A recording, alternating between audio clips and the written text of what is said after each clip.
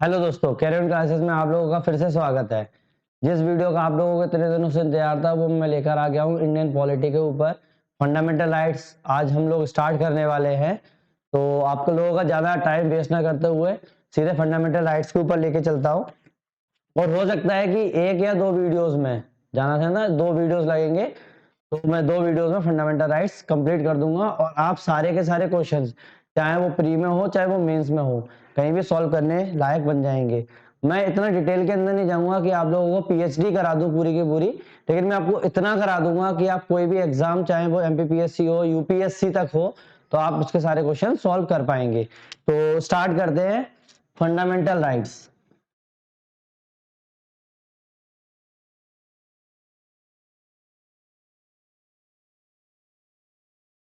और मेरे पास कुछ जो रिव्यूज आए हैं मेरे वीडियोस के, उन्होंने बोला है कि आप लोग हिंदी टर्मिनोलॉजी भी यूज कीजिए, तो मैं ट्राई करूंगा जहां पर लगेगा मुझे कि हिंदी टर्मिनोलॉजी यूज होनी चाहिए, आप उसको ध्यान रखें। और मैं उस ट्राई करूंगा जितनी जगह पे मैं हिंदी टर्मिनोलॉजी यूज कर सकता हूँ वहां करूंगा, और वैसे उसमें ज्यादा अंतर नहीं आता है। ठीक है, तो इसको बोलते हैं अपन मौलिक अधिकार। मौलिक अधिकार।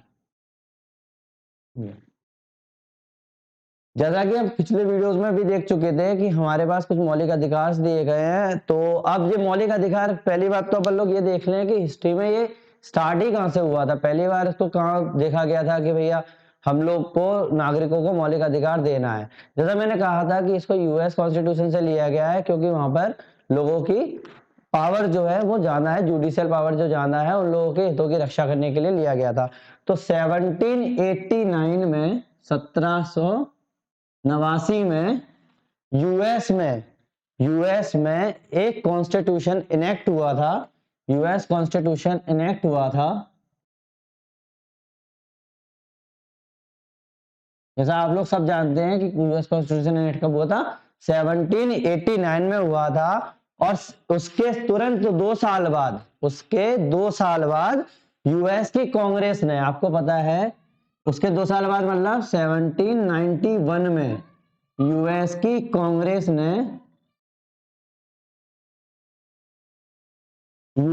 कांग्रेस ने, अमेंडमेंट लेके आ गई उसके अंदर, जिसमें पार्ट 1 से लेके 10, पार्ट 1 to 10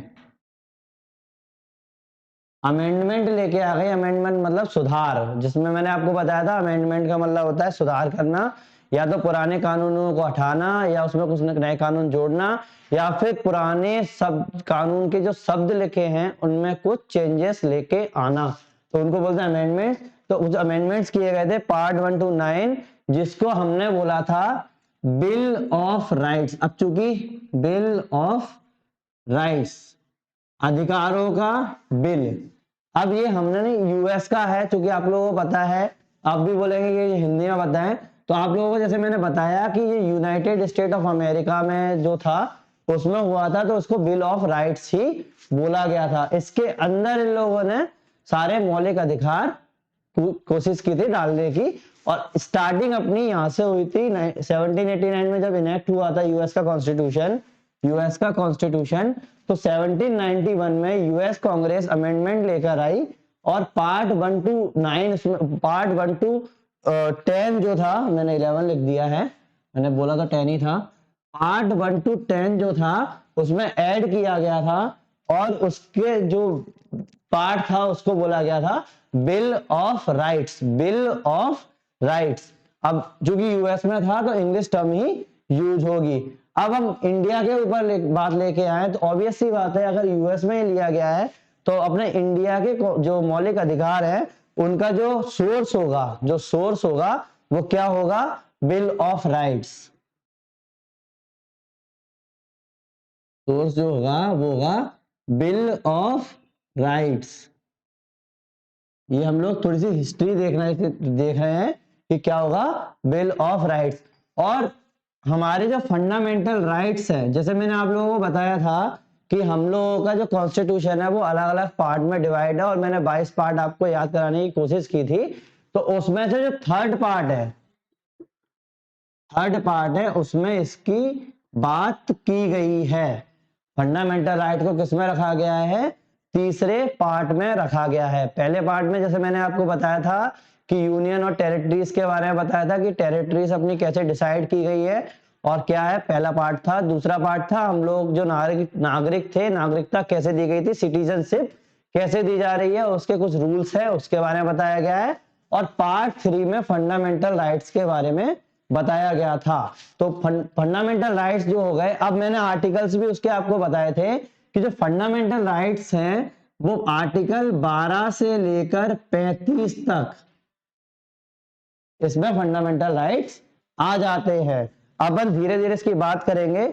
अभी अपन ने फंडामेंटल राइट्स की बात कर रहे हैं, तो अब चूंकि राइट्स मतलब अधिकार, अब अगर हम बात करें कि अधिकार होते ही क्या है, तो अपन अधिकार का थोड़ा सा क्लासिफिकेशन देख लेते हैं, फिर अपन सीधे चलेंगे फंडामेंटल राइट के ऊपर। क्योंकि आप लोगों को अगर ये पता नहीं चलेगा कि अधिकार कौन से होते हैं, कॉन्स्टिट्यूशनल कौन से होते हैं, लीगल कौन से होते हैं, या फिर वैधानिक कौन से होते हैं, तो मैं बता देता हूं। तो जो राइट्स है, अधिकार है, वो हमेशा कानूनी राइट्स की बात की जा रही है इसमें। कानूनी अधिकार, कानूनी अधिकार मतलब लीगल राइट्स, लीगल राइट्स। अब लीगल राइट्स को मैं दो पार्ट में डिवाइड करूंगा। पहला constitutional right, constitutional, constitutional Hindi में इसको बोलूंगा संवैधानिक, संवैधानिक। आप हिंदी की स्पेलिंग पे ध्यान ना दें, आप मेरे बातों पे ध्यान दें। कॉन्स्टिट्यूशनल को बोलूंगा संवैधानिक। और दूसरे जो होते हैं वो होते हैं स्टूटरी राइट्स। स्टूटरी राइट मतलब स्टूटरी राइट्स, स्टूटरी राइट्स मतलब सीधी सीधी भाषा में अगर मैं बोलूं वैधानिक, वैधानिक। अब ये कौन कौन से राइट्स, मतलब सीधा अधिकार, संवैधानिक अधिकार और वैधानिक अधिकार, ये दो तरीके के अपने अधिकार होते हैं। कॉन्स्टिट्यूशनल राइट में बात करूं तो इसमें भी मैं दो टाइप में बांट दूंगा, जिसके अपन आज पढ़ने वाले हैं। एक होता है अपना फंडामेंटल, फंडामेंटल राइट, फंडामेंटल मतलब मौलिक अधिकार। और दूसरा हो जाएगा अदर कॉन्स्टिट्यूशनल राइट्स। ये कॉन्स्टिट्यूशनल में अदर, जो फंडामेंटल राइट नहीं है, अदर कॉन्स्टिट्यूशनल राइट। तो ये अपने हो गए फंडामेंटल राइट्स और अदर राइट्स। अब स्टैट्यूटरी राइट की बात बाद में बात करता हूं, पहले मैं इन दोनों के बारे में बता दूं।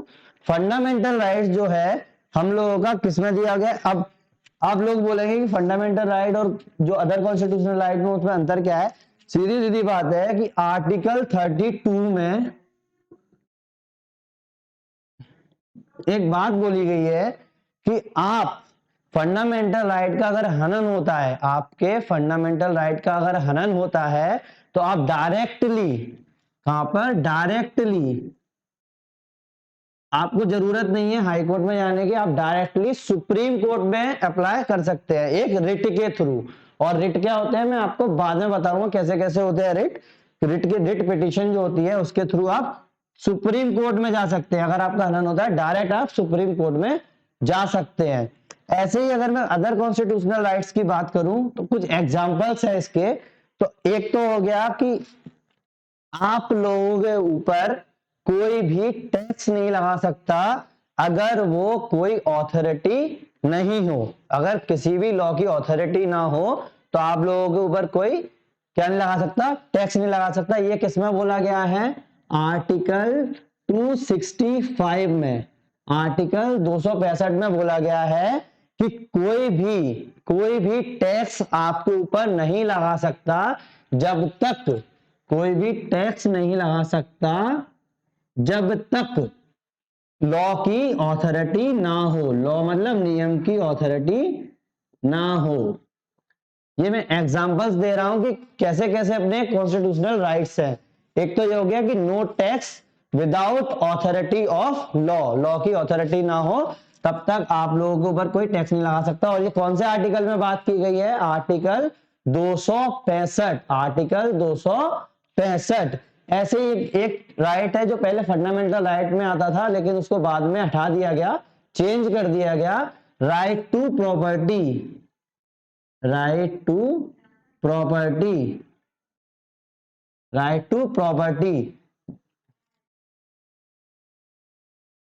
जमीन का अधिकार, मतलब जो भी आपकी प्रॉपर्टी है उसके ऊपर अधिकार। अब उसको किस में डाल दिया गया है, 300A में।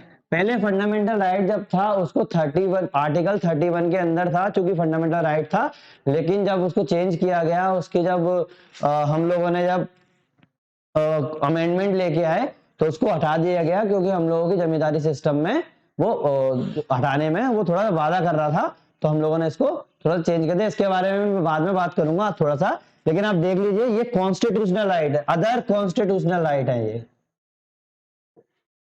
अदर कॉन्स्टिट्यूशनल कुछ और संवैधानिक अधिकार।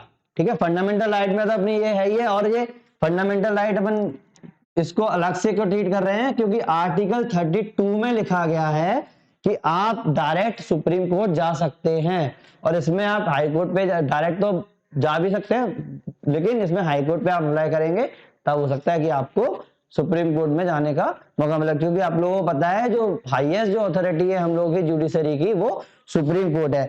अगली मैं बात करूं तो right to freedom of interest of trade and commerce, मतलब मैंने बताया था कि बिजनेस की बात जब चलती है तो ट्रेड एंड कॉमर्स की अगर मैं बात करूं, ट्रेड एंड कॉमर्स, अब ये कॉमर्स स्टूडेंट वाला कॉमर्स नहीं है, ये आप लोगों के बिजनेस से रिलेटेड काम है कि आपकी लेन देन वगैरह जितना भी बिजनेस का काम होगा वो एक राइट मिला हुआ है आपको कि आप कर सकते हैं, आर्टिकल 301 में, 301 में, 301 में, ठीक है 301 दिख रहा है, ठीक है 301 में इसकी बात की गई है। कौन कौन से आर्टिकल की मैंने बात कर ली, आर्टिकल 265 की बात कर ली कि no tax without the authority of law, मतलब बिना लॉ की ऑथोरिटी के बिना आप कोई भी टैक्स किसी पे नहीं लगा सकते। राइट टू प्रॉपर्टी जो पहले फंडामेंटल राइट था उसको 300A में डाल दिया गया है शेड्यूल 9 के अंदर, वो भी अपन बात करेंगे। ट्रेड एंड कॉमर्स आर्टिकल 301 में दिया गया है। ऐसे अगर एक और की बात करूं कि मताधिकार जो है, मताधिकार याद रखना, मताधिकार जिसको बोल सकते हैं adult suffrage, adult suffrage, adult suffrage मतलब मताधिकार। अब मैं अगर मताधिकार की बात करूं, अब आप लोगों को पता है दो टाइप के हो जाएंगे, एक यूनिवर्सल मताधिकार मतलब यूनिवर्सल एडल्ट सफरेज, और right to adult suffrage, right to adult suffrage. तो यूनिवर्सल एडल्ट सफरेज जो है, यूनिवर्सल की अगर मैं बात करूं और राइट की बात करूं, क्योंकि ये तो मताधिकार तो किसी को भी मिल जाएगा, तो मताधिकार की जो बात की गई है वो 325 में की गई है, आर्टिकल 325। क्योंकि मैंने देखा है एमपीपीएससी में आर्टिकल्स पे ज्यादा फोकस किया जाता है कि कौन सा आर्टिकल है, इसीलिए मैं आप लोगों को आर्टिकल भी समझाता जा रहा हूं कि एडल्ट सफरेज मताधिकार जो है वो आर्टिकल 325 में दिया गया है। और अगर मैं बोलूं कि उसका अधिकार किस आर्टिकल में है, वो है आर्टिकल 326 में, आर्टिकल 326 में, आर्टिकल 326 में। तो हम लोगों ने कॉन्स्टिट्यूशनल राइट के लिए मैं एग्जांपल, कुछ एग्जांपल्स हैं वो मैं आपको बता रहा हूं। तो ये कुछ एग्जांपल जो हो गए अपने आर्टिकल 365, आर्टिकल 300A, आर्टिकल 301 और आर्टिकल 325 और 326। तो ये हम लोगों के कौन से अधिकार हो गए, संवैधानिक अधिकार। अगर मैं स्टैट्यूटरी की बात करूं या फिर वैधानिक की बात करूं तो इसमें कुछ एग्जांपल्स आप देख सकते हैं। इसको अगर अपन दूसरी बात बोले, इसको हम लोग बोल सकते हैं एक्स्ट्रा कॉन्स्टिट्यूशनल भी बोल सकते हैं, एक्स्ट्रा कॉन्स्टिट्यूशनल,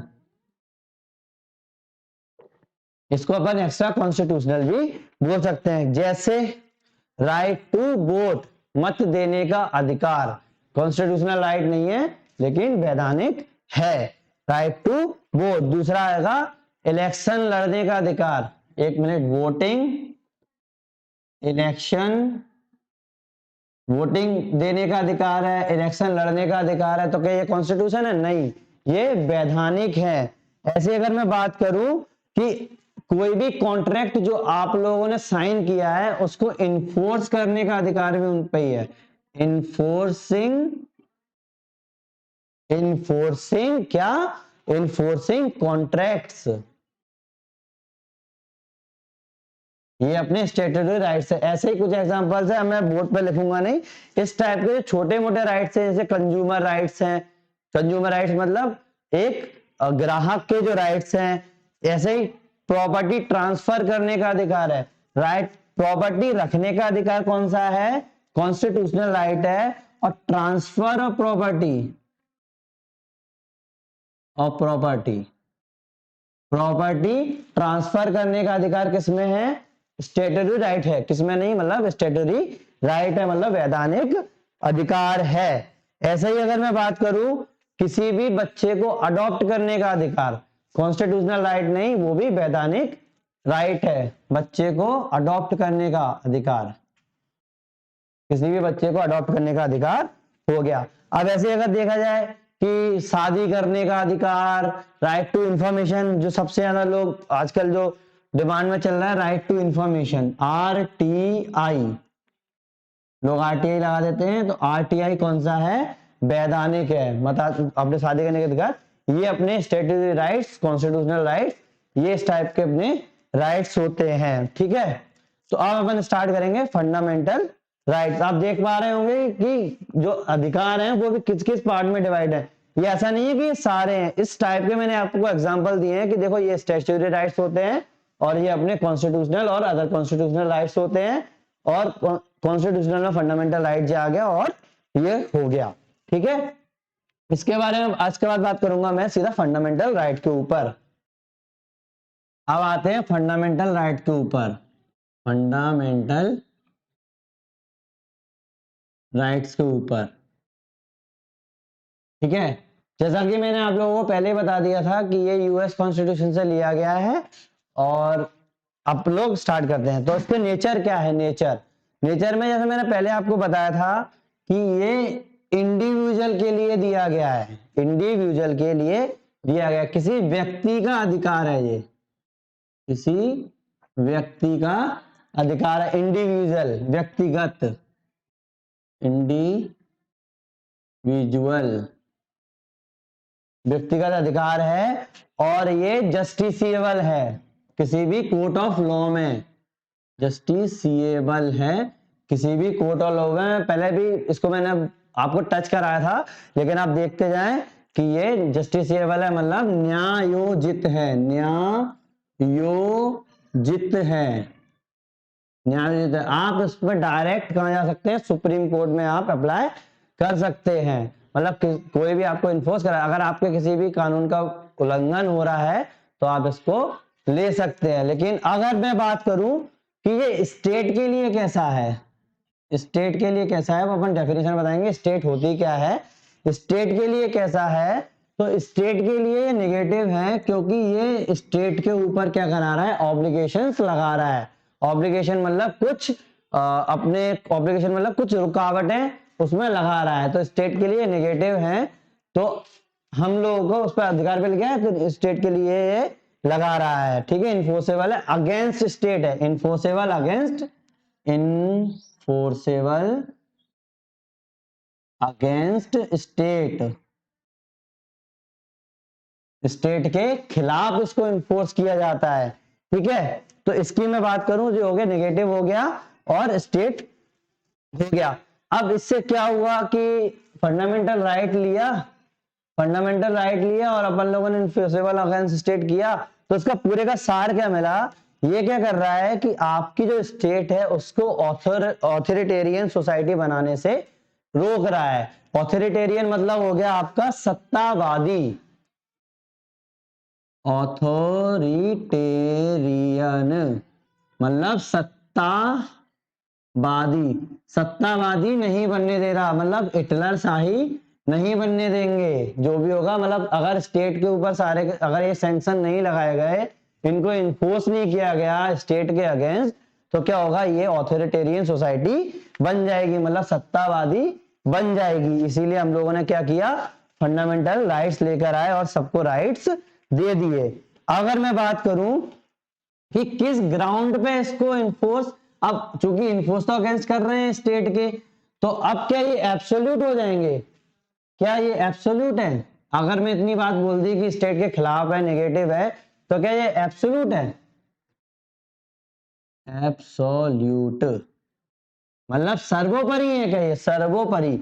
अब इनसे बड़ा कोई भी नहीं है, मतलब अब ऐसे ही लगाते रहेंगे, अगर कुछ भी होता रहे इनको लगाते रहेंगे? नहीं, इनको कुछ ग्राउंड्स दिए गए हैं कि जिसमें इनको अपन लिमिट लगा सकते हैं। अब वो लिमिट कौन कौन सी है? ये एब्सोल्यूट नहीं है, याद रखना, एब्सोल्यूट नहीं है, मतलब सर्वोपरि नहीं है। तो अपन इसमें लिमिट कैसे लगा सकते हैं? स्टेट लिमिट लगा सकती है।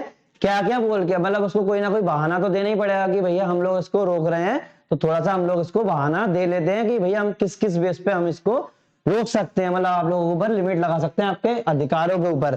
पहली बात, अगर इस देश की संप्रभुता और अखंडता, मतलब सोवरेनिटी एंड इंटीग्रिटी, संप्रभुता और अखंडता, अखंडता, संप्रभुता और अखंडता पर कोई भी आंच आती है, कोई भी आंच आती है, अगर आप इस फंडामेंटल राइट की आप दुहाई देते हो कि भैया हमारा तो फंडामेंटल राइट है कुछ भी करना, लेकिन अगर इस देश की या फिर स्टेट की संप्रभुता और अखंडता पर कोई भी आंच आती है, सोवरेनिटी और इंटीग्रिटी पर कोई भी आंच आती है, मतलब in the interest of sovereignty and integrity, क्या होगा? इसको हम लिमिट कर देंगे। दूसरी चीज, अगर हमारे फ्रेंडली रिलेशन को चेंज करना है, FRIENDLY, फ्रेंडली रिलेशंस, अगर विदेश के साथ हमें फ्रेंडली रिलेशन में कुछ प्रॉब्लम आती है कि अगर आपने कुछ बोल दिया और हमारे जो दोस्ताना रिश्ते जो है अगर उनमें कोई प्रॉब्लम आती है, तो भी हम आपको आपकी मर्जी का नहीं करने देंगे। इसीलिए तो मैंने बोला एब्सोल्यूट नहीं है, इनमें रोक दिया।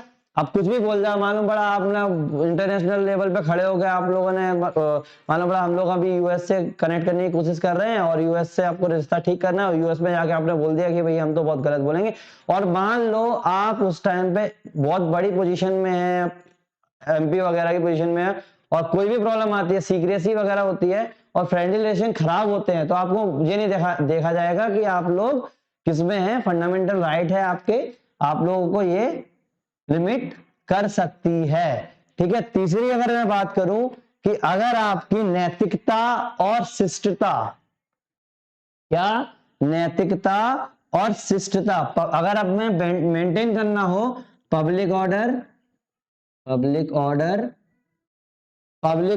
और मोरालिटी,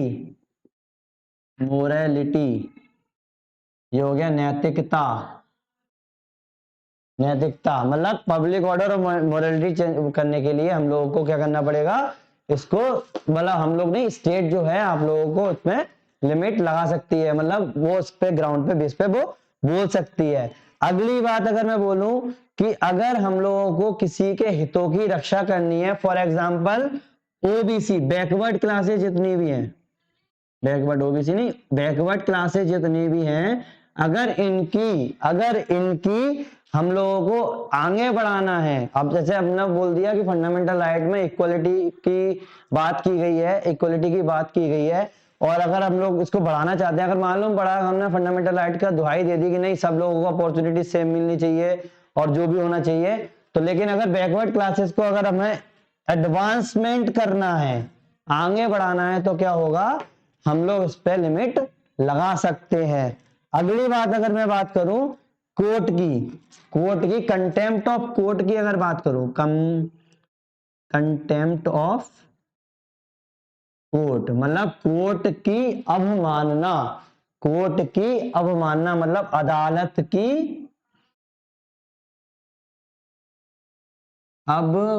अवमानना, स्पेलिंग आप देख लेना, अदालत की अवमानना जो है अगर हो रही है, मतलब अगर आप उसकी बेइज्जती कर रहे हैं, या फिर मानहानि, डिफेमेशन, मानहानि, अगर ये किसी की व्यक्तिगत हो रही है तो भी ये इस पे लिमिट लगा सकती है। ये तो स्टेट की लिमिटेशंस हैं। साथ में अगर मैं बात करूं कि कुछ अगर आप लोग सोच रहे हैं कि आप लोगों ने बोला कि नहीं हम लोग तो अब जैसे आर्टिकल 21 की बात की है, right to live with dignity, और अगर आप जैसे सिगरेट पी रहे हैं किसी पब्लिक प्लेस में जाके तो वो आप लोगों को ठीक लग रहा है कि नहीं भैया मेरी तो लाइफ है, मैं तो कैसे भी जीऊंगा, मैं life to live with dignity रखूंगा, लेकिन अगर उस चीज से सामने वाले को कोई नुकसान हो रहा है, अगर सामने वाले को नुकसान हो रहा है तो वो आपके फंडामेंटल राइट, अब उसके फंडामेंटल राइट का हनन हो गया, याद रखना उसके फंडामेंटल राइट का हनन हो गया, तो आपके ऊपर वो लिमिटेशन लग जाएगी। या फिर मैं बात करूं राइट टू फ्रीडम की बात करूं तो उसमें स्पीच की बात की जाती है, किसी के सामने आपने कुछ बोल दिया और आप उसकी अपमान हो गया तो ऑब्वियस सी बात है आर्टिकल 21 से वो आपके ऊपर डिफेमेशन का केस कर सकता है। तो इस टाइप की ये बातें की गई हैं, तो इसीलिए मैं इसको बोलूंगा कि ये एब्सोल्यूट नहीं है। ठीक है, अब इस चीज के बाद जो फंडामेंटल राइट की जब मैंने आपको थोड़ी सी विशेषता बता दी है कि जो इंडिविजुअल राइट है जो कि जस्टिसेबल होते हैं, इन्फोर्सेबल अगेंस्ट स्टेट होते हैं, जो कि नेगेटिव हो गया उसके लिए, और एब्सोल्यूट हो गया एब्सोल्यूट नहीं है, सर्वोपरि नहीं है, क्योंकि इन जो 5 जो मैंने बातें बताई हैं उसके बेस पर वो उसको लिमिट कर सकती है। अब मैं अगर बात करूं आगे चलते हैं, फंडामेंटल राइट अपन जब एक एक से देखेंगे तो बाद में देखेंगे, पहले एक छोटा सा टर्म होता है जुडिशियल रिव्यू। जुडिशियल रिव्यू, जैसा मैंने आपको बताया था कि फंडामेंटल राइट का अगर आपको हनन होता है, फंडामेंटल राइट का आपको अगर हनन होता है तो आप क्या करेंगे, आप सुप्रीम कोर्ट में जा सकते हैं। तो जुडिशियल रिव्यू, जुडिशियल रिव्यू एक टर्म है, जुडिशियल रिव्यू।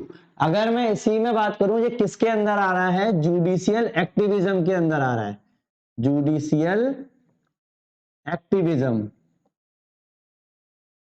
किसके अंदर आ रहा है, जुडिशियल एक्टिविज्म के अंदर आ रहा है। अब जुडिशियल से आप समझ पा रहे होंगे कि न्यायपालिका जो है वो किसी भी कानून के ऊपर रिव्यू दे सकती है, और जुडिशियल एक्टिविज्म का मतलब हो गया कि जुडिशरी एक्टिव है किसी भी मामले में हस्तक्षेप करने के लिए। जैसे आज का ही आप न्यूज देख लें, न्यूज़पेपर में जो न्यूज आई है, आज की ही न्यूज आई है कि जो किसान जो बिल था जिसके खिलाफ किसान इतने दिनों से अड़े हुए थे, अब जो सुप्रीम कोर्ट ने उस पर थोड़ा सा लिमिट लगा दी है, मतलब उसको थोड़ा सा रोक दिया है और एक कमेटी बिठा दी है, कमेटी बिठा दी है। तो ये कैसे कर पाई जुडिशरी, एक टर्म है जुडिशियल एक्टिविज्म, तो जुडिशियल एक्टिविज्म के कारण इसने ये कर पाई। अब वो चाहती तो या तो सीधा निरस्त कर देती उन बिलों को, या तो बोल देती कि नहीं ये बिल रहेंगे, लेकिन उसने क्या किया, कमेटी बिठा दी। वैसे तो उसका काम नहीं है, जुडिशरी का काम क्या है, केवल फैसले सुनाना, और अगर कोई याचिका उसमें जाती है तो ही वो करती है। तो इसको बोलते हैं जुडिशियल एक्टिविज्म। तो जुडिशियल रिव्यू भी इसी का पार्ट है, मतलब रिव्यू का मतलब हो गया किसी भी कानून को बनने के बाद रिव्यू करना। अब रिव्यू कैसे, सीधी सीधी बात है कि अगर वो कानून आपके मौलिक अधिकार का हनन कर रहा है, मतलब बेसिक स्ट्रक्चर को आपको छीन रहा है, बेसिक स्ट्रक्चर बाद में आया था, तो अगर कानून आपके मौलिक अधिकारों का हनन हो रहा है तो आपको जुडिशियल रिव्यू मिल जाएगा, सीधी सीधी बात है। अब ये कहां से लिया गया जुडिशियल रिव्यू की मैं अगर बात करूं तो जुडिशियल, वैसे मैं बता दूं पहली बात तो कि कॉन्स्टिट्यूशन में जुडिशियल रिव्यू नाम की कोई भी चीज नहीं लिखी गई है एक्सप्लिसिटली। ठीक है, उन्होंने ये नहीं लिखा है कि जुडिशियल रिव्यू वर्ड जो है कहीं लिखा है, लेकिन इंट्रिसिकली अगर मैं बात करूं तो आर्टिकल 32,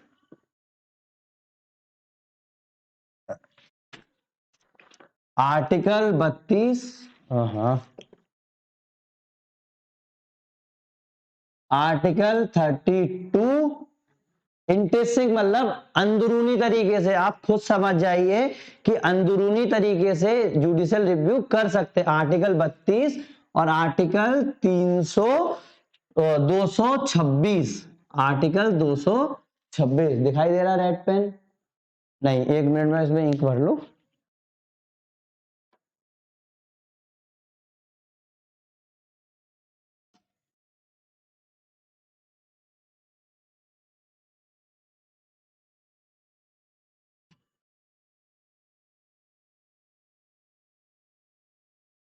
हाँ तो दोस्तों, जैसा मैं बता रहा था जुडिशियल रिव्यू के बारे में, जुडिशियल रिव्यू में मैंने बोला था कि कॉन्स्टिट्यूशन में एक्सप्लिसिटली बिल्कुल भी ऐसा नहीं लिखा गया है कि जुडिशियल रिव्यू हमारे यहाँ होगा, लेकिन फिर भी कुछ आर्टिकल्स हैं जिसमें अब इंटरेस्टिंगली अपन देख लेंगे कि कहां कहां पे जुडिशियल रिव्यू की बात हो रही है।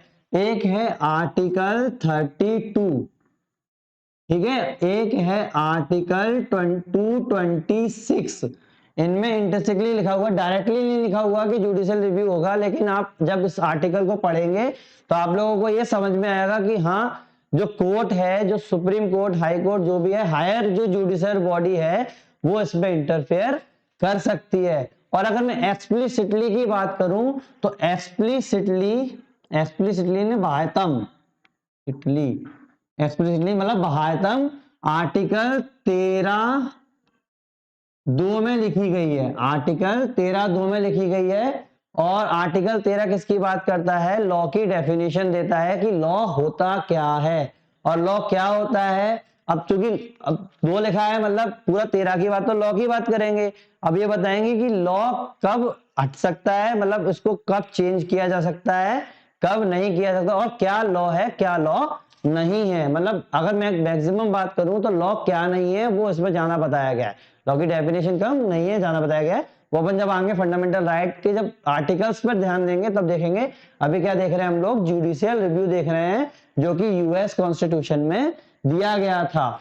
अब मैं अगर बात करूं डेफिनेशन की, तो सिंपल सी बात है, इसको आप सीधा सीधा ये बोलिए कि किसी भी हायर जुडिशरी का, किसी भी हायर जुडिशरी का मतलब न्यायपालिका का किसी भी बनाए गए कानून पर, किसी भी बनाए गए कानून पर जो रिव्यू देने का अधिकार है, जो रिव्यू देने का अधिकार है, मतलब दे सकती है, या उसको अल्ट्रा वॉइड या अल्ट्रा वायरस, वॉइड या अल्ट्रा वायरस करार दे सकती है कि भाई ये तो गलत है या ये सही है, वो या ये सही है या गलत है, किसी भी इंसान के हित में। नॉट ओनली फंडामेंटल राइट के आधार पर ही नहीं, ये ब्रॉड भी हो गया है। और इसी के साथ हम लोगों का एक नया टर्म बाद में जुड़ा था, क्या? Basic structure. अगर आप बेसिक स्ट्रक्चर का रन नहीं करते हैं तो आप लोगों को क्या होगा? जुडिशियल रिव्यू के थ्रू, जुडिशियल रिव्यू अगर हमने किया तो आप लोगों का अगर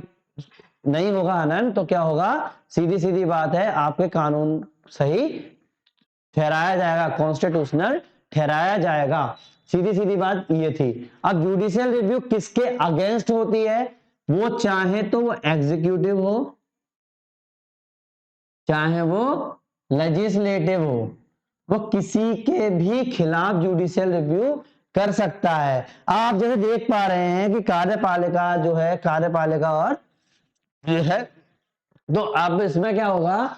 इसके खिलाफ अगर कर रही है तो ये क्या कर रही है? स्टेट की पावर है, जो लॉ मेकिंग पावर जो है उसको लिमिट कर रही है। क्या? जुडिशियल रिव्यू मतलब अपनी जो जुडिशरी है उसका कद बढ़ रहा है। जुडिशरी मतलब न्यायपालिका, न्यायपालिका का कद बढ़ रहा है, मतलब वो खुद से अब अगर ऐसा ही करने लगे कि कोई भी कानून आए और सीधी की सीधी जो अपना जुडिशरी उठाए और बोले कि नहीं भाई हम तो पहले इसको रिव्यू करेंगे और उसके तुरंत बाद अगर हमें पसंद आएगा ये कानून तो ठीक है, नहीं आएगा तो नहीं ठीक है, तो अब क्या करेंगे? अब इसके लिए भी तो थोड़ा बहुत वो रखना चाहिए। तो नॉर्मली देखा गया है, नॉर्मली देखा गया है कि जो जुडिशियल रिव्यू है वो कब होता है? वो ओनली तब होता है जब किसी भी लॉ का, किसी भी लॉ का लीगल इन्फोर्समेंट हो रहा हो, कानूनन इन्फोर्समेंट हो रहा हो, तब ये क्या करेगी? जुडिशियल रिव्यू करेगी। दूसरी बात, क्या ये खुद से करेगी? नहीं, नॉर्मली ये सुओ मोटो नहीं होता है। सुओ मोटो मतलब खुद से, ऑन इट्स ओन, मतलब खुद से ये नहीं जा सकती। अगर किसी की कोई याचिका गई है, अगर किसी की कोई याचिका गई है तभी वो करेगी। अब इससे क्या होगा? अब इससे, अब इतना जब जुडिशियल रिव्यू है, इन्हें क्यों किया इस चीज के कारण? अब जैसा कि मैंने आपको बताया कि पार्लियामेंट में अगर कोई कानून बनता है तो वो कॉन्स्टिट्यूशन को चेंज कर भी सकती है। जैसे मैंने आपको बताया था कॉन्स्टिट्यूशनल अमेंडमेंट एक्ट 368 के तहत, according to constitutional amendment act which is present in article 368, तो वो उससे अपन लोग कॉन्स्टिट्यूशन चेंज कर सकते हैं। तो इससे सुप्रीमेसी को खतरा हो गया। तो सबसे पहली बात, ये किसकी रक्षा करेगी? Supremacy of constitution, supremacy of constitution. इसलिए दूसरी फेडरलिज्म, फेडरलिज्म। तीसरी सेपरेशन ऑफ पावर। अब सेपरेशन ऑफ पावर की बात मैं यही कर देता हूं क्योंकि मैं इसको डिटेल में नहीं जाऊंगा। जैसा मैंने आपको बताया कि हम लोगों के ऑर्गन्स जो हैं वो एग्जीक्यूटिव, लेजिस्लेटिव और जुडिशरी हैं। तो इन तीनों में जब सेपरेशन ऑफ पावर की बात की जाए तो इनमें पावर सेपरेट की गई है। एक कानून बनाता है, एक उसका पालन कराता है, और एक जो है अगर कोई कानून गलत है या फिर कुछ गलत हो रहा है तो उसको उसकी हक दिलाता है, मतलब जुडिशरी उसका हक दिलाता है। अब अगर सेपरेशन ऑफ पावर की बात करूं तो अब बनाने वाला तो बना दिया, अब चलाने वाले का काम अलग होगा।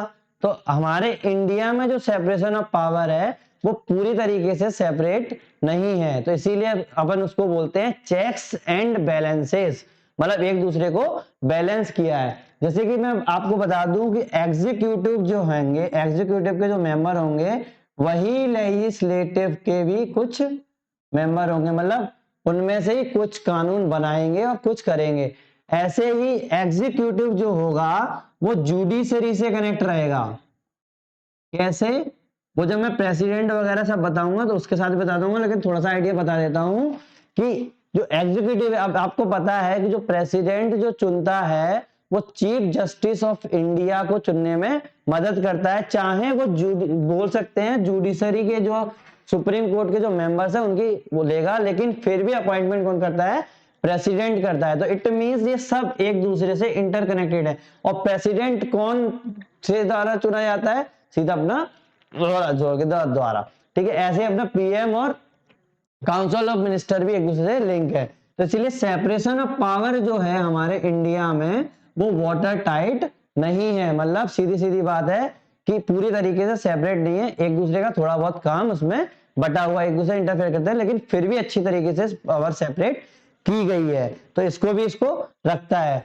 अगर मैं बात करूं रूल ऑफ लॉ की, रूल ऑफ लॉ, कानून का नियम, कानून का नियम है सब। जो कानून सर्वोपरि है वो अपन जब फंडामेंटल राइट में और आगे बढ़ेंगे आपको बताऊंगा मैं कि कौन से आर्टिकल में ये चीजें लिखी गई हैं और ये होता क्या है कानून का नियम। भी अब कानून का नियम भी तो बनाना पड़ेगा। मानो बड़ा आपने कानून बना दिया, 2 दिन बाद आप पार्लियामेंट में गए और आप एक बिल लेके आए और आप लोगों ने वो कानून ही चेंज कर दिया, तो कौन सा नियम, कैसा नियम, सारे नियम। अब वही वाली बात हो जाएगी कि नियम तो होते ही तोड़ने के लिए है, सीधी सीधी बात है। ऐसे ही जो जुडिशरी है, जुडिशरी है उसकी इंडिपेंडेंसी, इंडिपेंडेंसी मतलब उसकी जो आजादी है उसको बरकरार रखने के लिए। अब मानो बड़ा कल किसी भी नेता का, मैं किसी नेता की बुराई नहीं करता, लेकिन अगर किसी भी नेता का दिमाग सरक गया कि भाई नहीं हाई कोर्ट के जजेस तो यार कुछ भी बोल देते हैं। जैसे आज के एग्जांपल देख लिया जाए, जैसा मेरे को जैसे आज के जो माहौल के हिसाब से मेरे को ऐसा लग रहा है जैसे ऑथोरिटेरियन सोसाइटी बन रही है अपनी इंडिया। अगर मालूम पड़ा मोदी का दिमाग घूम जाए कि नहीं यार हाई कोर्ट ने तो हमारे कृषि कानून के बिल को रोक दिया है, उस पर थोड़ी सी अंतरिम रोक लगा दी है, ये तो यार बहुत ज्यादा परेशान कर रहे हैं, तो हम लोग एक कानून लेके आते हैं कि भाई जुडिशरी जो है हमारे कानून पे कुछ भी नहीं कर सकती। तो क्या ऐसा होगा? ये क्या करेगा? आप जुडिशियल रिव्यू की वजह से क्या हो सकता है कि उसकी इंडिपेंडेंसी है उसको खतरा नहीं होगा, उसको बचाने के लिए ये करेंगे। ऐसा कोशिश भी की गई थी लेकिन बाद में इसको हटा दिया गया। मैं फंडामेंटल राइट जब बताऊंगा आपको पता चल जाएगा। जो शेड्यूल 9 की जो मैं बात करने की कोशिश कर रहा हूं ये वो है।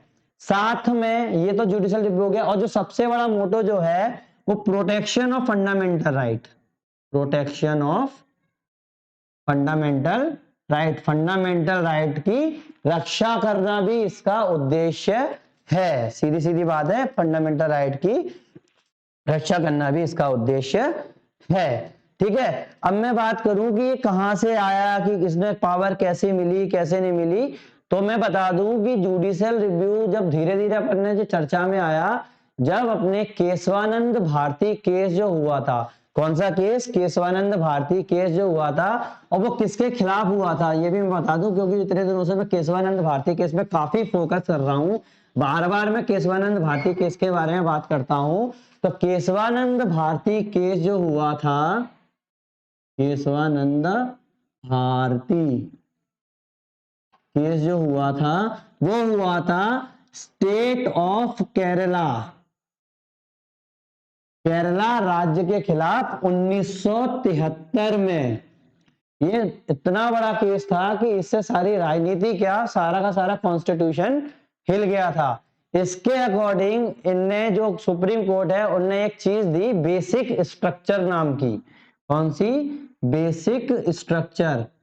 इसमें 14 से 15 जो हैं वो उन्होंने लाइन लिख दी कि ये चीजें अगर आप जो रखे हुए हैं, ये चीजें जो हमने लिखी हैं, अगर आप कॉन्स्टिट्यूशन चेंज करना चाहते हो, कॉन्स्टिट्यूशनल को अमेंड करना चाहते हो, नॉट ओनली चेंज, अमेंड करना चाहते हो, उसमें कुछ भी चीज जोड़ना चाहते हो या हटाना चाहते हो, आप हटाइए, अपनी मर्जी से हटाइए, लेकिन जो बेसिक स्ट्रक्चर में जो चीजें दी गई हैं, बेसिक स्ट्रक्चर में जो चीजें दी गई हैं, वो आप चेंज नहीं कर सकते।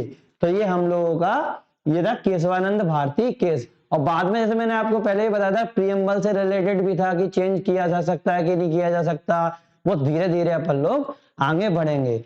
अब मैं चालू करता हूं सीधा आपके आर्टिकल्स के अकॉर्डिंग फंडामेंटल राइट। तो पहले मैं आप लोगों को मोटा मोटा फंडामेंटल राइट लिख देता हूं कि ये फंडामेंटल राइट होते हैं, और आपको याद करने का थोड़ा सा तरीका भी बता दूंगा। हाँ तो दोस्तों शुरू करते हैं अपन आज सीधे सीधे राइट्स, फंडामेंटल राइट्स। अब फंडामेंटल राइट अगर ओरिजिनली बात की जाए तो 1 2 3 4 5 6 एंड 7 कैटेगरीज में अपन ने इसको डिवाइड किया था। तो कौन कौन से जो राइट्स हैं अपन देखेंगे, कौन कौन से राइट्स हैं और कैसे दिए गए हैं। अब इसको याद करने का तरीका, जैसे मैंने पिछली बार जैसे आप लोगों को बताया था कि अपन लोगों का जो कॉन्स्टिट्यूशन है वो एक कोडिफाइड मैनर में है, तो जो अपन को जरूरत पड़ती गई उस हिसाब से अपन लोगों ने आगे बढ़ते गए। तो अगर अपन बात करें पहले राइट टू इक्वलिटी की, मतलब समानता का अधिकार, समानता का अधिकार, पहला जो फंडामेंटल राइट जो था और अभी भी है, ओरिजिनली की बात कर रहा हूं, तो वो क्या है, समानता का अधिकार। अब इसमें कौन कौन सी समानताएं दी गई हैं, क्या क्या है, तो वो हम लोगों ने लिखा है आर्टिकल 14 से 18 के बीच में इसको डिफाइन किया है कि कौन कौन सी समानताएं दी गई हैं लोगों को। हर चीज में समानता दी गई है, कुछ कुछ है वो मैं आपको बताऊंगा कि कैसे समानता डिसाइड की गई है, इक्वलिटी कैसे दी गई है। अगर मैं दूसरी बात करूं, अगर किसी को समानता दे दी जाए, समानता दे दी भी जाए, समानता देने का मतलब क्या हुआ कि किसी भी इंसान को स्पेशल प्रिविलेज नहीं दिया जाएगा, कोई भी स्पेशल ट्रीटमेंट नहीं मिलेगा। तो इसलिए अपन ने बोल दिया सब लोग इक्वल है, चाहे वो बड़ा हो छोटा हो, चाहे वो धर्म के नाम पर हो, चाहे वो सेक्स के नाम पर हो, किसी भी नाम पर हो, वो सीधी सीधी बात क्या होगी, वो इक्वल होगा, मतलब उसको कोई भी स्पेशल ट्रीटमेंट नहीं मिलेगा। अब आपने उसको समानता तो दे दी, अब साथ में उसको क्या देनी है, फ्रीडम देनी है, आजादी देनी है, कुछ भी काम करने की आजादी। अगर कोई इंसान आपके देश में रह रहा है और उसे बोलने तक का अधिकार नहीं मिलता है, नॉर्थ कोरिया जैसी मैं बात करूं, कुछ भी काम करने की अगर आजादी नहीं है, तो उसको उस देश में रहने से मतलब क्या है, अच्छा क्या है, फालतू में जेल में रहो इससे अच्छा। तो राइट टू फ्रीडम। अब इसमें क्या था, 4 जो आर्टिकल्स हैं 19 से लेके 22, 19 से लेके 22, उसमें बात की गई है स्वतंत्रता की, कि कौन कौन सी कैसी कैसी स्वतंत्रता आपको मिली है। और इसी में सबसे इंपॉर्टेंट, जैसे मैं आप लोगों को भी पता होगा, 21 जो सबसे ज्यादा इंपॉर्टेंट है, आजकल बहुत ज्यादा मॉडिफिकेशन होने लगे हैं, सब कुछ इसमें आएगा। अपन लोग एक एक से इन सबके बारे में बात करेंगे, लेकिन मैं आपको ये बता रहा हूं कि ऐसे आपको जब दिमाग में रहेगा तो अच्छा रहेगा, कि आपको याद रहेगा। अगर बीच में मान लो आपसे कोई क्वेश्चन पूछ ले कि एक्सप्लॉइटेशन कहाँ पे हो रहा है या फ्रीडम, ये वाली फ्रीडम दी जा रही है, तो आपको याद रहेगा कि हाँ फ्रीडम तो अपनी यहां से थी 1922 में, 19 से 22 में थी, तो ऑब्वियस ही बात है अगर आप प्री का एग्जाम दे रहे हैं तो 19 से 22 के बीच का ऑप्शन होगा। और जब मैं आगे बताऊंगा कि इसके अंदर क्या है, 19 में क्या है, 20 में क्या है, 21 में क्या है, 22 में क्या है, तो आप लोगों को वो भी याद हो जाएगा। बहुत सिंपल है, ज्यादा वो भी नहीं है। तो मैं आज ये कर दूंगा, फिर अगले वीडियो में आप लोगों को सारी एक्सप्लेनेशन दे दूंगा। मैं ट्राई कर रहा हूं कि जितनी जल्दी से जल्दी इसको कंप्लीट कराऊं। तीसरी बात करूं, राइट अगेंस्ट एक्सप्लॉयटेशन। अब फ्रीडम आपने दे दी कि भाई ठीक है फ्रीडम सबको मिल चुकी, अब मानो बड़ा उसका लोगों ने दुरुपयोग चालू कर दिया और फ्रीडम लेने के बाद वो लोगों का शोषण करने लगे। वैसे नेता कर रहे हैं लोगों के शोषण, लेकिन फिर भी अब लिखना तो पड़ता है। अगर एक्सप्लॉयटेशन करने लगे तो उसको कैसे रोका जाएगा, तो हम लोगों ने आर्टिकल 23 और 24 में इसकी बात कर दी है कि कोई भी किसी का शोषण नहीं कर सकता। बदुआ मजदूरी हुई, SC ST वगैरह वाली बात हुई, छुआछूत वाली बात हुई, ये सब इन्होंने प्रोहिबिट कर दिया है, एक्सप्लॉय कर दिया है। चौथी बात मैं करूं, right to freedom of religion. Freedom अपन को मिल गया था, स्पेशल लिखा है कि भैया आपको धर्म का अधिकार है, कोई भी धर्म चुन सकते हो। जैसे मैंने आपको बताया था कि हमारा जो कॉन्स्टिट्यूशन है वो सेक्युलर है, वो सभी धर्मों को समान मानता है। अब प्रैक्टिकली आप भी जानते हैं क्या है, लेकिन इसमें जो है हमारे कॉन्स्टिट्यूशन में समानता दी गई है सारे धर्म को। तो ये हम लोगों ने किस में बात कर ली थी, 25 से 28 में। अब वो कैसे है इंस्टीट्यूशन से रिलेटेड सारे का सारा मैं बताऊंगा, एक एक आर्टिकल आप लोगों को ऐसे करा दूंगा कि कभी हो सकता है कि आपको फंडामेंटल राइट बुक उठाने की जरूरत ही नहीं पड़े, आपने नोट्स उठाओ और सीधा सीधा रिवाइज कर लो। भूलोगे भी नहीं, बहुत टाइम लगता है, भूलते हैं 1-2 महीने में, तो कभी नहीं भूलने वाले। अगला राइट है, आपने रिलीजन का फ्रीडम दे दिया, अब cultural and educational right. Cultural and educational right मतलब हो गया आपको अपनी संस्कृति संभालने का भी अधिकार मिला है। ऐसा नहीं है कि आपकी संस्कृति आपसे छीन ली जाए। अमेरिका वगैरह में छीनते तो नहीं है, लेकिन आप लोगों ने एक मूवी देखी होगी गेस्ट इन लंदन, जो अपना अतिथि कब जाओगे सेकंड पार्ट है, उसमें जब वो अर्थियां भी लेके जाते हैं, क्योंकि ये हमारे हिंदुस्तान की संस्कृति है, उसमें अगर अर्थियां भी लेके जाते हैं तो भी बोलते हैं कि आपने इसकी परमिशन नहीं ली है, आप लोगों को फाइन हो जाता है। लेकिन यहाँ पर संस्कृति संभालने का अधिकार है, आप कुछ भी सांस्कृतिक कार्यक्रम या फिर अपनी संस्कृति धरोहर जो है, आपकी जो धरोहर है किसी भी, अब आप जैसे पता है कि डाइवर्सिटी है हमारे इंडिया में, किसी भी धर्म से रिलेटेड या किसी भी लोगों से रिलेटेड अलग अलग टाइप के लोग रह रहे हैं, तो वो अपनी संस्कृति को संभाल सकता है, उसका भी अधिकार मिला है। और एजुकेशनल राइट भी मिले हैं, पढ़ने का अधिकार भी है, वो अपन को कौन सा है, पार्ट 5 में। और आर्टिकल ये किस किस में बात की गई है, 29 और 30 में, 29 और 30 में। अब देख पा रहे होंगे कल्चरल और एजुकेशनल राइट है, तो 29 और 30 में बात की गई है। अब जरूरी नहीं है, अब कल्चरल और एजुकेशनल का मतलब सीधा सीधा हो गया, वैसे तो शिक्षा का अधिकार तो अपना इसमें आ जाता है, right to live with dignity में, लेकिन ये एजुकेशनल राइट मतलब आप अपने धर्म के लोगों को, मतलब ओनली धर्म नहीं, जैसे मदरसा वगैरह हुआ, अगर मदरसा स्टार्ट करना है तो आप उसके लिए आप इंस्टीट्यूट खोल सकते हो। आप जरूरी नहीं है, आप अपनी भी तालीम दे सकते हो। तो ये चीज अपनी हो गई कि अब अंग्रेजों का था क्या है, सारा का सारा एक ही एजुकेशन होगी, लेकिन अब आप अपनी संस्कृति में भी उसको पढ़ा सकते हो, उसको प्रमोट कर सकते हो। ठीक है, अब ऐसा नहीं है कि भैया नहीं हम तो कन्वर्ट करेंगे, कन्वर्जन देंगे, उसके लिए भी इन लोगों ने दिया हुआ है। ठीक है, राइट टू प्रॉपर्टी। अब ये राइट टू प्रॉपर्टी था वो ओरिजिनल कॉन्स्टिट्यूशन में था, जो कि आर्टिकल 31 में लिखा गया था, आर्टिकल 31 में लिखा गया था ये ओरिजिनल कॉन्स्टिट्यूशन में। जमीन जायदाद जो भी आपकी प्रॉपर्टी है उससे रिलेटेड जो भी होगा, संपत्ति का जो अधिकार है, मैं इसमें लिख देता हूं संपत्ति, संपत्ति का जो अधिकार था वो पहले फंडामेंटल राइट था, लेकिन इससे पहले मैं आपको बता चुका हूं कि उसको 44 कॉन्स्टिट्यूशनल अमेंडमेंट है, याद रखना। दूसरे तो 42वें में उठाए थे, ये 44th कॉन्स्टिट्यूशनल अमेंडमेंट एक्ट में उठाया गया था 1978 में पूरी तरीके से। वैसे अगर मैं इसके बारे में आपको थोड़ा सा आइडिया दे दूं तो आर्टिकल जो 31 था वो पहले कॉन्स्टिट्यूशनल अमेंडमेंट एक्ट, जो फर्स्ट कॉन्स्टिट्यूशनल अमेंडमेंट एक्ट जो 1951 में आया था, उसमें ही उसको चेंज कर दिया गया था, उसमें कुछ इफेक्ट पड़ने लगे थे और अब इसको क्या कर दिया गया है 44th कॉन्स्टिट्यूशनल अमेंडमेंट एक्ट में पूरी तरीके से फंडामेंटल राइट से हटा दिया गया है और आर्टिकल 300A के अंदर शेड्यूल 9 के अंदर डाल दिया गया है। पहले बोला गया था कि शेड्यूल 9 जो होगा उसमें किसी भी जुडिशरी का कोई भी हस्तक्षेप नहीं होगा, मतलब वो कुछ भी नहीं कर सकते, जुडिशियल रिव्यू नहीं कर सकते। तो मैं यहीं पे आपको सीधा शेड्यूल 9 की थोड़ी सी कहानी बता दूं, क्योंकि बाद में हो सकता है कि मैं भूल जाऊं आपको बताना। शेड्यूल 9 की मैं बात करूं तो शेड्यूल 9 जब हम लेके आए थे, जो फर्स्ट कॉन्स्टिट्यूशनल अमेंडमेंट एक्ट था, उसका मोटो ही ये था कि हम लोग कोई भी नियम बनाएं तो वो जुडिशियल रिव्यू या जुडिशियल एक्टिविज्म के अंदर नहीं आएगा, उसमें कोई भी कोर्ट इंटरफेस नहीं कर सकती। तो अगर हम जो भी कानून पार्ट 9 के अंदर डालेंगे उसमें कोई भी हस्तक्षेप नहीं होगा, इसीलिए उन्होंने राइट टू प्रॉपर्टी इसमें डाल दी थी, शेड्यूल 9 के अंदर डाल दी थी। जब हम लोग आर्टिकल 13 पर बात करेंगे तो अपन ये चीजें और डिटेल में देख लेंगे।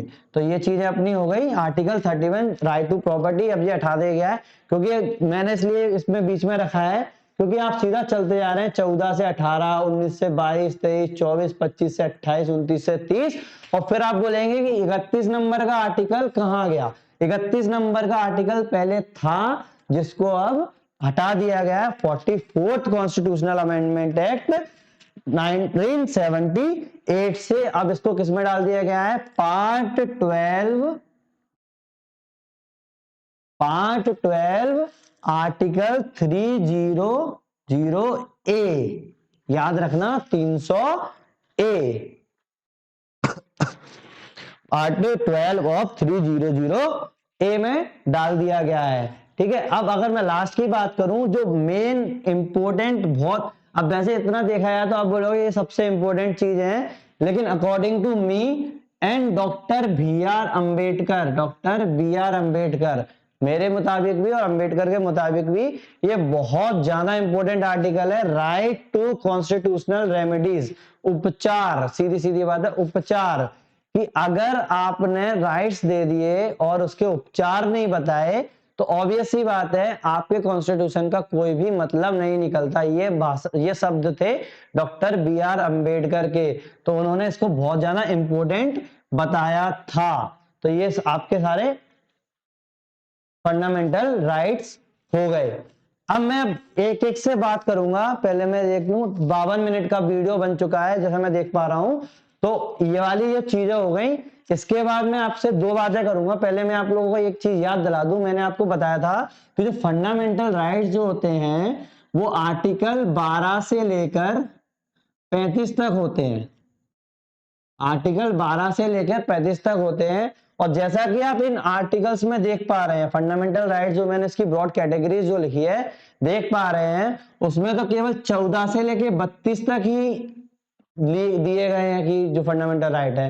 तो मेरे दोस्तों सीधी सीधी बात यह है कि जो आर्टिकल जो दिए गए हैं, जो फंडामेंटल राइट जो दिए गए हैं वो ये दिए गए हैं, और ये 12, 13, उसके बाद 33, 34, 35 इनमें अलग अलग बातें की गई हैं। तो मैं इस वीडियो में आर्टिकल 13 तक आपको बताऊंगा, फिर नेक्स्ट में आपको ये सारे डिटेल बताऊंगा। तो स्टार्ट करते हैं अपन आर्टिकल 12 से, क्योंकि ये सब एक ही पार्ट है जो पार्ट 3 में दिया है, पूरा पार्ट 3 है, इसमें अपन ने फंडामेंटल राइट की बात की थी। ठीक है, तो अब मैं सीधा सीधा चलता हूं, आपको लेके चलता हूं आर्टिकल 12 के ऊपर। आर्टिकल 12 है क्या? आर्टिकल 12 आप लोगों का है स्टेट।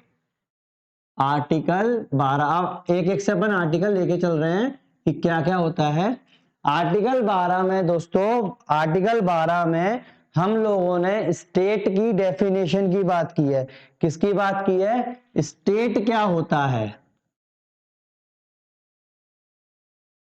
स्टेट क्या होता है उसकी हम लोगों ने बात की है। अब स्टेट कौन कौन सी हो जाएगी? सीधी सीधी बात है कि जो भी कंट्री के अंदर सोवरेन और इंडिपेंडेंट चीजें हैं, मतलब गवर्नमेंट चीजें जितनी भी हैं। अब मैं अगर मैं बुकिश नॉलेज की बात करूं तो सीधी सीधी बात है कि लोकल अथॉरिटीज हुई, म्यूनसिपालिटीज हुई, स्टेट हुई, यूनियन हुई। अब मैं अगर बुकिश की बात करूं, पहले मैं बुकिश बात कर देता हूं, फिर मैं अपने हिसाब से बताऊंगा कि आपकी जो स्टेट है, पहली तो यही इंडियन स्टेट की बात हो गई, फिर यूनियन की बात हो गई, फिर स्टेट्स की बात हो गई, फिर पंचायत की बात हो गई, लोकल बॉडीज, फिर म्यूनसिपालिटीज की बात हो गई, ठीक है। उसके बाद अपनी लोकल बॉडीज की बात हो गई, जितनी भी हैं, एनजीओ वगैरह जो भी चल रही हैं, ठीक है। और गवर्नमेंट ऑर्गेनाइजेशन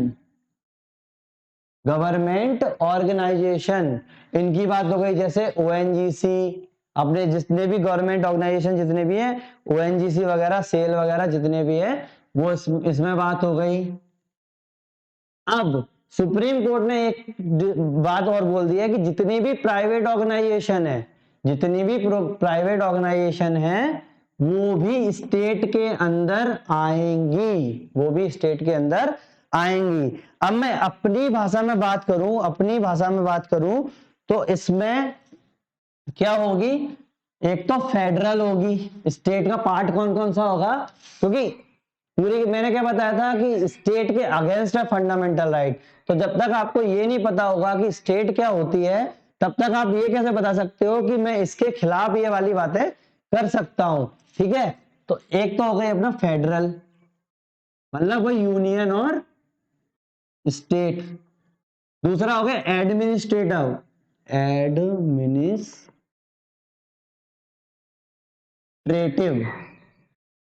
एडमिनिस्ट्रेटिव, ठीक है।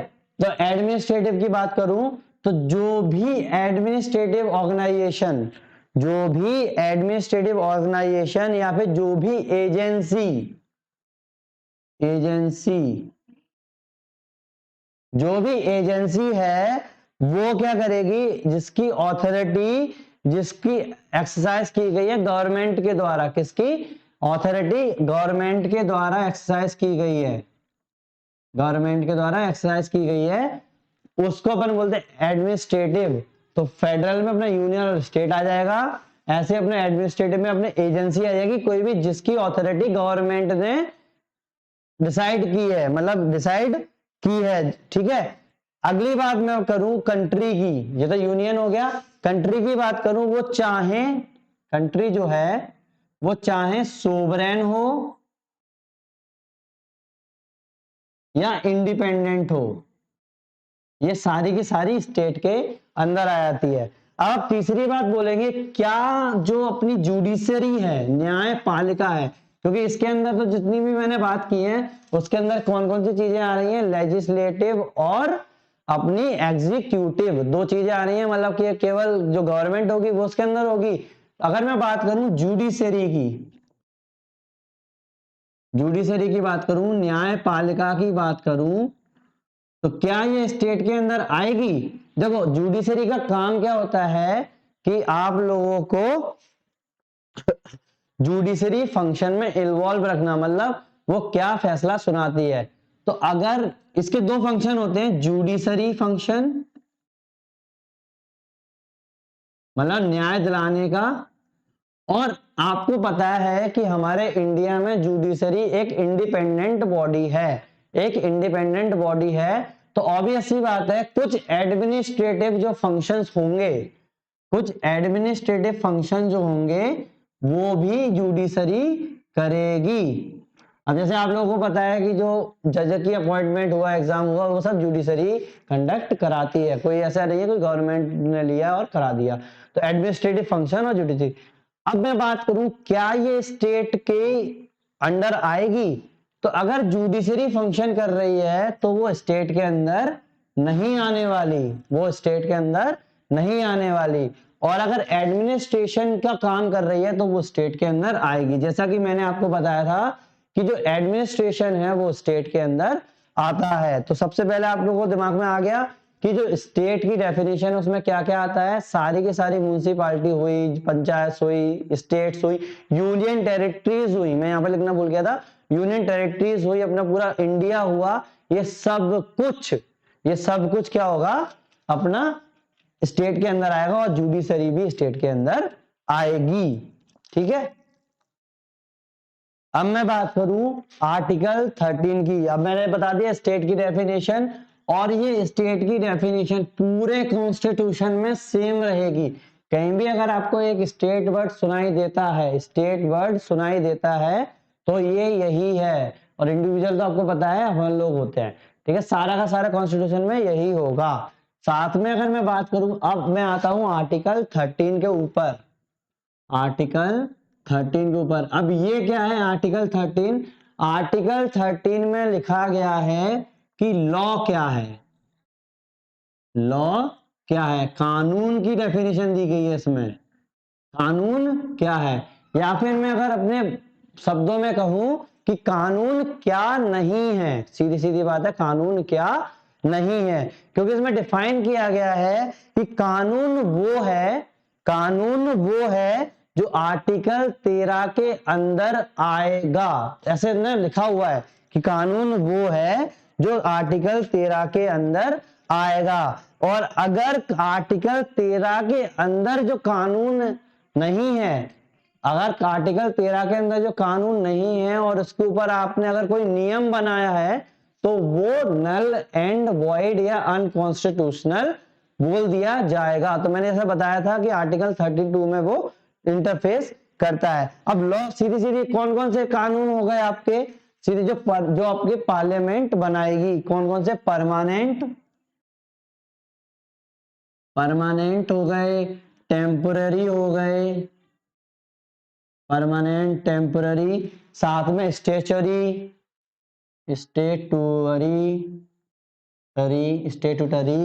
और साथ में नॉन लेजिस्लेटिव। ये जितने भी कानून हैं ये किसके अंदर आएंगे, सीधे आपके आर्टिकल 13 के अंदर आएंगे। अब जैसे मैंने आपको बताया था कि जब जुडिशियल रिव्यू की बात जब हुई थी, तो उसमें मैंने बताया था जी, तो अगर मैं 13(1) की बात करूं तो उसमें तो ये लिख दिया कि लॉ होता क्या है और क्या नहीं होता है। और अगर मैं बात करूं, अब जैसे मैंने आपको बताया, आपने जैसे बोला होगा कि आपने डेफिनेशन तो ऐसे बता दी कि लॉ वो है जो आर्टिकल 13 में लिखा गया है।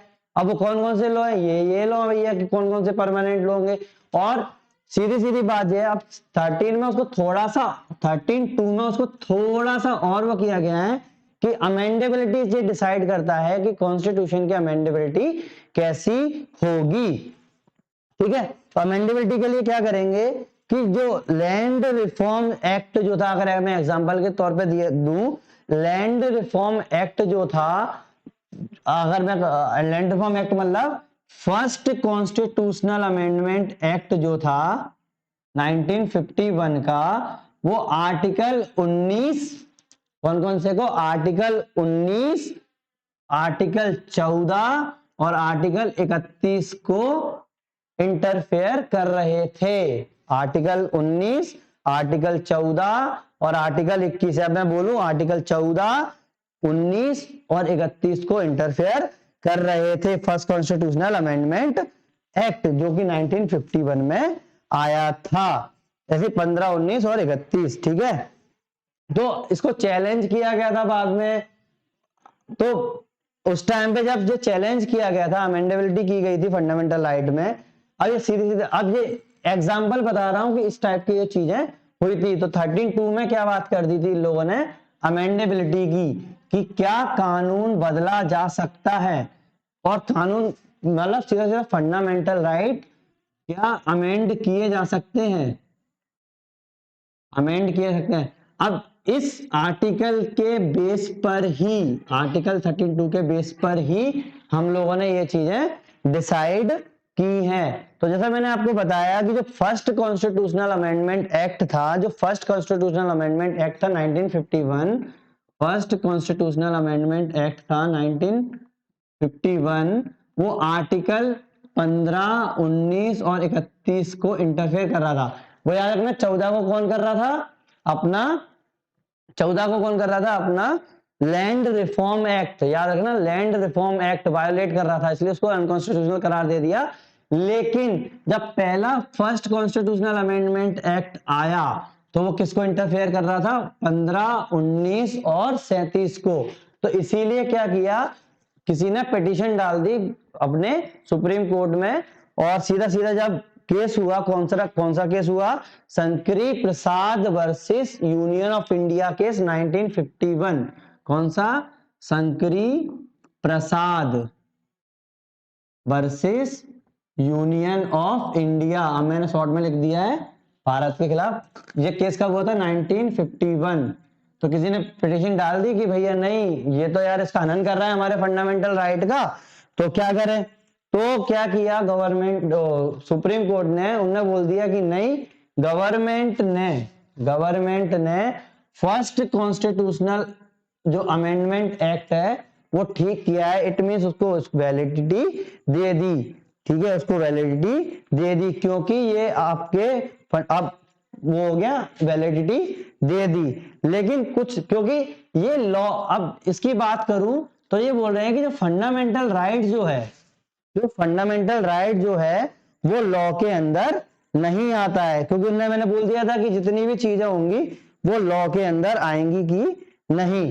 तो सीधी सीधी बात है, उन्होंने बोला कि ये लॉ के अंदर आता ही नहीं है, ये जो आर्टिकल जो आपके हनन हो रहे हैं तो ये लॉ के अंदर आते ही नहीं है। तो लॉ के अंदर नहीं आते तो उन्होंने बोल दिया कोई बात नहीं, ये कॉन्स्टिट्यूशनली वैलिड है। लेकिन बाद में क्या हुआ, अब जब बढ़ते बढ़ते गए, गोलकनाथ केस आया, फिर अलग अलग केस आए, तो लास्ट पे जाकर 1973 में, अब 1970, और इसमें क्या बोला गया था, क्या डाला था, 9 शेड्यूल डाला था, याद हो तो आपको, 9 शेड्यूल डाला था, और उसमें बोला था, अब मैं पहले इसके बारे में बता दूं, फर्स्ट कॉन्स्टिट्यूशनल अमेंडमेंट एक्ट के बारे में 1951 में, इसमें क्या किया था इन लोगों ने, हनन तो किया था 15, 19 और 31 का, 31 का थी राइट टू प्रॉपर्टी थी।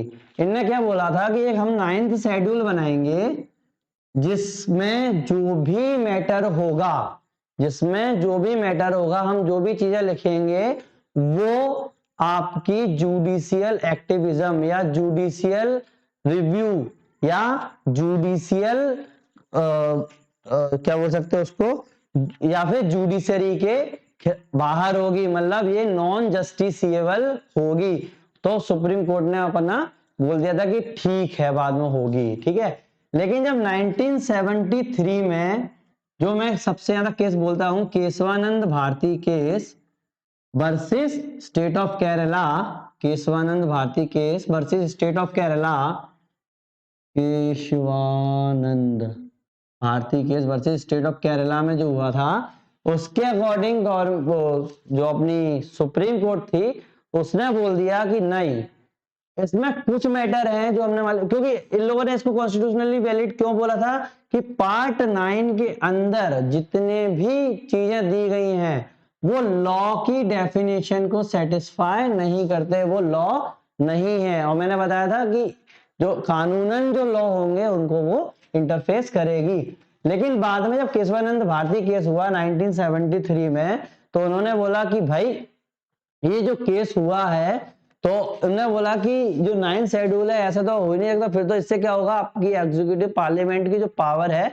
वो बढ़ जाएगी, वो कोई भी जो आर्टिकल है वो आपका आर्टिकल जो पार्ट 9 है उसके अंदर डाल देंगे। तो उससे उन्होंने क्या बोला, नहीं, इसमें से कुछ जो है, कुछ जो कानून है वो रिव्यू के लिए ओपन हो जाते हैं। तो इट मींस अब ये जो पहले जो था आउटसाइड था जुडिशियल रिव्यू के या जुडिशियल एक्टिविज्म के, अब वो इनसाइड आ गया, मतलब अब इस पे भी वो जो सुप्रीम कोर्ट है वो एक्शन ले सकती है, वो उसका रिव्यू कर सकती है। याद रखना, पहले बोला गया था कि नहीं था, फिर केशवानंद भारती केस में बोल दिया कि ये इसके अंडर आता है। क्वेश्चन भी पूछ लिया जाता है कभी कभी कि क्या है और क्या नहीं है, ठीक है। तो ये हम लोगों ने आर्टिकल 13 तक की बात कर ली। अब मैं अगले आर्टिकल्स की जो बात करूंगा सीधा, अब पूरा आज का चूंकि 1 घंटे का वीडियो हो गया, 1 घंटे 9 मिनट का वीडियो हो गया है, तो इतना मैंने बात कर ली आर्टिकल 13 की। अब अपन सीधे सीधे फंडामेंटल राइट्स पे जाएंगे और वो अपन अगले वीडियो में पूरे के पूरे खत्म कर देंगे। चलो, thank you very much, next video में मिलते हैं। थैंक यू वेरी मच, और शेयर, सब्सक्राइब और कमेंट करना ना भूलें।